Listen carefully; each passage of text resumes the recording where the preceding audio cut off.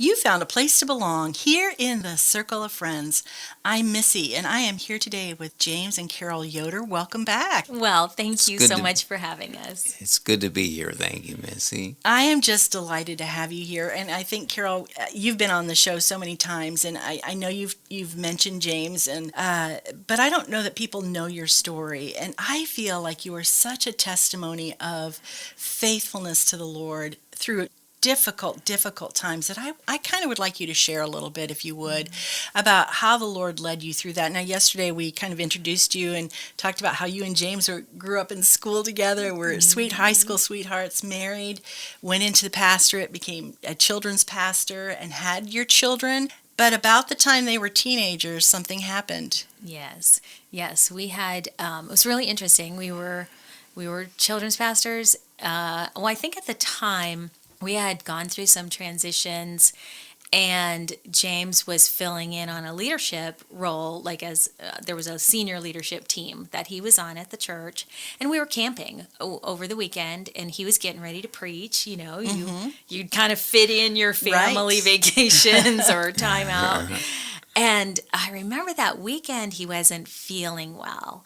And we thought, oh, he probably has the flu. He was having like these hot flashes. And I remember the kids and I went over to the pool at the campground, and we came back and it was raining, and James had left all his tools out. He had been working on something on the camper. And we were all like, even the kids, they were like, Dad left his tools out. Like, this is, James is very, yeah, just he took care of stuff. Right. And so we went in, and he was saying he wasn't feeling well. And so after that weekend, we did he still, was a couple weeks. He just didn't feel well, didn't feel right. So we went in, and for some reason, they did an MRI. I'm not sure why, and found a tumor in his cerebellum, which is in the back part of his brain. And so it found a tumor in his brain, basically. And so that was just a shocking start on this journey. And so they related, some of what he wasn't feeling right about was this tumor. And then we found out later, there was a pituitary tumor that they hadn't seen. So he had two tumors. Oh, my. One was a pituitary, and then there was this tumor in the back, in his cerebellum. And so we were journeying through that, and there were a lot of symptoms taking place. This pituitary tumor had burst, and again, they were more concerned about the other tumor, Yeah. and not the pituitary tumor. Looking back, I think that a lot of his symptoms were probably endocrine related. Okay. Because he has to supplement a lot of endocrine, thyroid, and just that system, how it regulates our body is so fascinating. Like when you find out, it's kind of like that thing, like you're fine, and then that verse that says when one part of the body hurts, it all hurts. Mm-hmm. Well, you can relate that to how it just kind of stops you in your tracks. If you've ever, even had a paper cut, you're like, ow, ow, Right. and it's like, I can't focus, I'm just focused on this paper cut. But so we were journeying through those issues, those tumors, and all of brought a lot of symptoms and eyesight trouble and dizziness and just a lot of different things that were taking place. And that's just the beginning. It's like, wow. God has brought us through lots of things. I'm so thankful. Yeah. So after that, we were doctoring for that, and they actually did a brain biopsy to test the tumor in the back of the brain to see, because we didn't know if it was cancerous. And so we asked, well, what do you guys recommend? They did that, came back, it was the chance of this tumor was 1 in 30 in all the world, like only 30 people in the whole world had this tumor in this position, Wow. blah, blah, blah. And so, there was no treatment for that, and they didn't need to because it wasn't cancerous. It was a level 1, like a childhood tumor. So at this point, are you have to live with this? I mean, is that basically what the doctors are telling you? Yeah, basically have to live with it. Wow. As Carol said, it's not something they had to go in and take out. Yeah. So it was just living with the symptoms of, which for me was a lot of balance Wow. issues with where it was located. So James, do you remember what you felt at those moments? Because obviously this is going to affect everything in your life, not just you personally in trying to walk and talk and live your life, but your job, your family, all these things. boy, yeah, all those things. Really, I began to take things just a day at a time, Wow. and Yes, Missy, it was a time of such adjustment, but we were also, again, in the season of our lives professionally or in ministry where we were making decisions and James was still able to work, but at a desk. So James was always active. He was an athlete. I mean, he was a really good athlete. He was the kind of person that picked up any Any sport, any anything, sport. yeah. Yeah, he just was really good at it. And but during this season, if again it was balance and things like that, so he could, he was still engaged in ministry and leadership, and then they had asked us. They were looking for a senior leader at the church. And had asked us several times, and we said no several times because we knew what it would take, and we just felt like, yeah, that's not for us. And then the third time they came and asked us, they said, well, we just want you to pray. Would you take 30 days and pray? And we were like, well, of course, Yes, of course we're yeah. going to pray. And both of us separately felt like the Lord said, yes, like you should take it. Like, are you going to trust me? And I had like a specific scripture the Lord gave to me that I felt was to me like, okay, I'm going to trust you with this. And so stepping into that took huge risk and faith to believe that God could use us even in this season of our life. That this, even though he was not able to do XYZ, he could still sit at a desk and lead and be with people and things like that.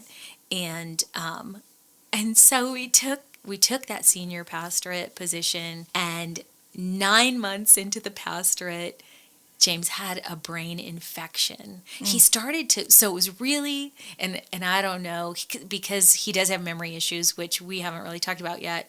It's hard for James right now to remember all those details, but I remember them. Yes. But I remember he kept telling me, this was like 9 months into the taking that senior pastorate. He was like, I keep forgetting things. And I was like, well, so do I. We're busy. We all forget things. And no, I keep forgetting things. So I would call the doctor because he was on steroids at that time for the other tumor, we were still doctoring, doing MRIs, things like that. And he was like, no, until I remember, like we would call the doctor and kind of keep them in the loop. And then he started repeating himself within 5 minutes. He'd say the same thing over and over and over again. And I would call the doctor. And those were really like harrowing days in my mind because they were so, to try and tell someone at the Cleveland Clinic what we're going through today, like what's happening right now, how this has progressed, they were not buying it, and it was like a really I didn't know what to do. It was a really scary time for me. Because I didn't know where to go. That's where we were doctoring, and they just were like, well, we'll give you some more meds. And I was like, this is beyond, like, I got to bring him in. I got to bring him in. And they didn't want me to do that. They just wanted to doctor from, well, we'll prescribe this, we'll do that. And finally, a local doctor, our primary care physician, helped me to navigate that. And they finally allowed us in for an MRI. And on our way home from the MRI, called us and said, this is an emergency. You have to get him you have to come right away. Like, don't go home. Don't pass go. Don't, get him here right now. Wow. And his brain just lit up like a Christmas tree in the MRI because the infection was spreading in his brain. And it was just a really... Yeah, I can't even imagine what you must have gone through, because in essence you were by yourself because James is sick, so you have to support him and you don't have the support of the doctor. So in those moments I just think how faithful God was to you to walk with you through that and allow you to get the help that he needed, even in those moments when you really probably didn't know if he was going to live or die. Yeah, it's true. It is true. I mean, Yeah, they were really, it was a scary time. And it's hard to relive it. Yeah. You know, like I'm in tears right now just because it is hard, but I do see God's faithfulness, but in the middle of it, it was just really difficult. Yeah, it was really literally just putting one foot in front of the other. Yes. Did you have support from the church and your family and all of that? I'm sure that Yes. people stepped up and tried to help you with that, but I can still see in some sense there was some isolation because the weight and the decision making was on you alone. Right. I mean, James yes. was not able to do that as sick as he was. So how long immediately they put him in the hospital? What Yes. was and it medication that they had to do, or was it something else? yeah, he was in the hospital for 8 days at the Cleveland Clinic then at that time. And honestly, what was interesting is when the doctor said, this is what's wrong, I was like, I was just so full of hope because I'm like, oh, we have an answer, Right, you know? And so right. it was like this surge of hope that we can fix this, you know? And if we know what it is, then we can fix it. And so those 8 days, it was, I was back and forth. I remember our son Andrew had his 16th birthday. I think it was 16. And so I came home from the clinic because I would stay up there. And then when I came home, we went out to eat to Boyd and Worthman. I took him out for breakfast. And, of course, the kids were like 14 and 16 at that time then because that was in 2010. So when he was first sick, it was 2007. And then, we kind of learned to live life in that state, that new normal. And then in 2010, when that infection came, it just created a whole new. And so the effects of that brain infection, what it did was just wiped out his memory. And so that was what we were navigating then. It was just this whole new, what is going to happen? Wow. yeah, you may find yourself saying, well, I'd like to forget that. Well, I find myself saying, I'd like to remember that. Yeah, that's right. Well, we have to take a little bit of a break, but we're going to come back and we're going to find out how you two navigated that, certainly with God's help and faithfulness, but how do you do life in tough times? We're going to get into that right after this message here in the Circle of Friends. In the heart of Amish country, you will find 3 wonderful, unique stores: the Village Gift Barn, Country Gatherings, and Moxie. Village Gift Barn is filled with beautiful home decor, a boutique with stylish clothing and jewelry. Country Gatherings takes a step back in time with primitive decor and a garden center. Don't forget to visit Moxie, our big city boutique with small town charm, located in the heart of Amish country. Village Gift Barn, Country Gatherings, and Moxie.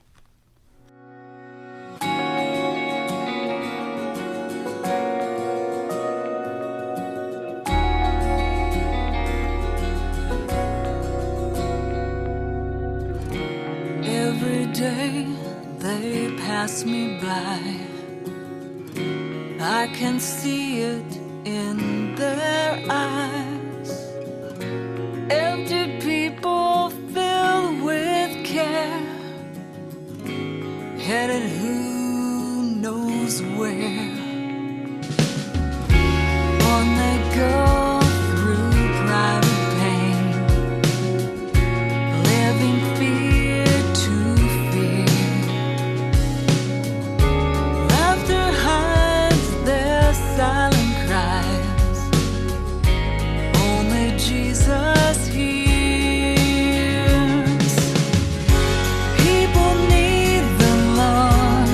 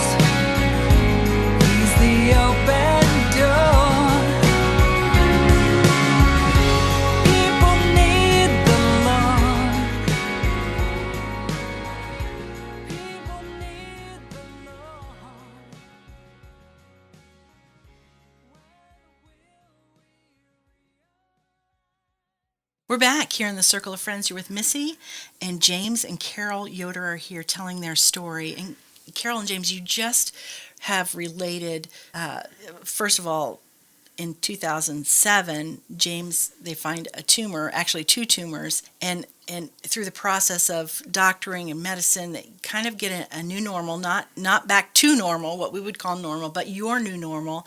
And then in 2010, he gets an infection in the brain, which is so serious that on the way home from the MRI, they tell you, get him back up here right now. Mm-hmm. So those 8 days, I find it really interesting, Carol, that you said that kind of brought hope to you, like, okay, we can fix it. Right.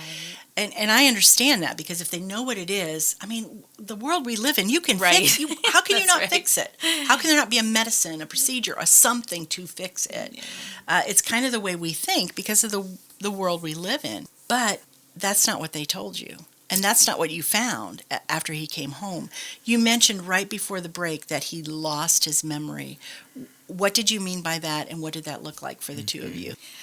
Well, and I don't know, maybe by prompting this, James, you'll remember, but being in the hospital, I remember that I would stay and I had a chair beside his bed, but when he would wake up, he would turn his cup.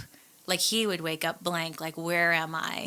And what am I doing here? Like, every time he'd wake up, it was a new, like, where am I and what am I doing here? And he would turn his hospital cup to see where he was. Wow. And then, but he didn't forget who I was. Like, he didn't forget people. And we found out that there's different places in the brain. And he had his I know you memory, but he didn't have his I don't know where I am and what do I do and what do Time sequence. how do I know you? Yeah. You know, like from I mean, he would remember people, but wouldn't remember what they did for a living. Now, this was like people maybe a little bit outside of our circle. And like even just remembering what the kids were going to, this was later, but what did they go to college for? Right. Like, I don't remember. Or, you know, just things that you think are easy to remember, but his memory was gone, like gone. Like, and we have so many stories. We've had to learn to laugh because, you know, as we, of course, get through the seriousness of this. But James, I don't know if you remember, I would ask you, what do you feel? And you said that you felt like you were standing on the edge of an abyss, and all you saw was darkness, like you were going to fall in. Do you remember that? I don't remember that. But just hearing you say that again just shows me really in some ways how far I've come. Right. Because I wake up now, I know where I'm at. Yes, I just don't know what day of the week it is. Yes. So I play a little game to try to figure out what day it is before I look at my calendar. So I will say James has probably some of the best coping skills, I mean, that I've ever seen, just how he manages. If people at first, I mean, nobody would have been able to tell, you know, if you didn't talk to him very much, you know, it's like, well, he seems fine, you know, and so people didn't know maybe the depth of what he was facing. But they were really trying times for him because, again, when you have a brain injury, it was a brain injury, you know, there's a lot that comes with that. There's emotions. It touches the emotional part of the brain. It touches, you know, anybody who's had any kind of brain trauma or anything, you know, understands that it's so complex. When we read that we are fearfully and wonderfully made, it is like, We have no idea. we have no idea. Right, We don't know right. what we don't know. very true. One of the things that I've always loved to do is to read, to simply read. And like you said, we are fearfully and wonderfully made. God knew what he was doing when he created us with memory. And so one of the things for me, reading is something that I've always loved to do. And with the brain infection, what began to happen is it became so frustrating to read because by the time I was done reading, I forgot what I had just read. So if it's a devotional or anything like that, I really could not hold on to what I had just read. So it's not like you can chew on it now the rest of the day. I would actually just forget what I had read, or even that I had read. Wow. I'd have to look back at my calendar to see, did I have a devotion that morning? You know, James, you had said earlier this week, I don't even think we were on the air when you said this, but the idea of building new memories, and I'm beginning to understand what you meant by that, because if everything is gone and you don't Yes. remember even what you just did, Yes. you're constantly trying to fill that bank of memory with Yes. context and memories and Yes. even moving forward. Now, you mentioned your long-term or in the past that sometimes that's easier for you to get a hold of and remember. Like what's happened, like what happened In your before, and childhood. like in Yes. childhood or Yes. something like that. Thankfully, most of that is safe, and although I can't recall it all Yeah. the time, but Yeah. yeah. Yeah, And we, you know, we were talking about this earlier too, but just that there's different kinds of memory. There's self-recall where it's like, oh, I come up with that on my own. Like the other day I was trying to think of a word and I was like, I can't think of this word and it's on the tip of my tongue. Yeah. You know that feeling? Yeah. I was like not going to give up until it came. Finally it came to me. And but then there's stimulated recall where if, you know, like James and I joke, because if I say, he says, I don't remember, and I start telling him a story, and he's like, oh, yeah, I remember. I'm like, you don't remember. You don't remember. What are you talking about? We can joke about it now. But he's like, yes, I do. But it's because when it's stimulated, or he looks at pictures, maybe it'll bring it Yeah. something back, or it's just, again, we're fearfully and wonderfully made, Wow. and it's Yes. just kind of we've learned to live in this, like, Yeah. twilight zone. That's what I call it sometimes. It's like living in the twilight zone, you know, where we just, it's normal to us now, but, Yeah. you know, it's still. Yes. So you every have to morning have I will get up and I will actually make a list of what I want to get done to that day. But what's important to me is really I have to live in the moment. And so as I start the day, if it's whatever's on my list first, I'll do that. But it's really, to me, I've found how important it is, how important people are, because those relationships will last. So Yeah. living in the moment, how can I add value to whoever I'm with in this moment? You know, James, that's really profound for all of us. I think we all need to learn more living in the moment and really our relationships, how important they are, and making sure that we pour ourselves and invest our time and our energy into those relationships, because you're right, that's what's going to last. Yeah. You know, that's what we're going to take into eternity with us. But it's not what we do or what we produce or what we accomplish even. It's going to be those relationships with the Right. people we love. If I can put it this way, investing in what will last, Yes. what will remain. And that's, to me, relationships with people will last and remain. So that's what I invest myself, my thoughts, my life into. That's awesome. That is awesome. You know, Carol, I do want to focus a little bit about your support system at this time, because again, James is ill. He doesn't even have memories, probably of times that you have a clear memory of.